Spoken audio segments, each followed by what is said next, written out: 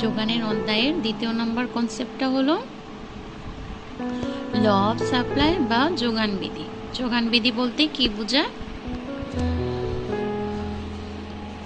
অর্থনীতিতে যে বিধির সাহায্যে আমরা কি জানি, অর্থনীতিতে যে বিধির সাহায্যে দাম ও যোগানের মধ্যকার সম্পর্ক প্রকাশ করা হয় তাকে যোগান বিধি বলে।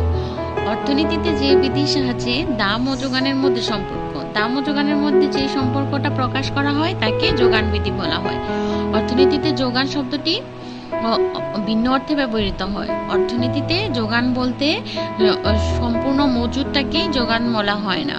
বিক্রেতা বিক্রয়ের উদ্দেশ্যে যে পরিমাণ দ্রব্য ক্রয়ের জন্য বাজারে নিয়ে আসে, অর্থনীতিতে তাকেই যোগান বলা হয়। আর যে বিধির সাহায্যে দাম ও যোগানের মধ্যকার সম্পর্ক প্রকাশ করা হয় তাকে কি বলা হয়? যোগান বিধি। দ্রব্যের দামের সাথে যোগানের ক্রিয়াগত নির্ভরশীলতার সম্পর্ক যে বিধিতে আলোচনা করা হয়, দ্রব্যের দামের সাথে যোগানের যে ক্রিয়াগত সম্পর্কটা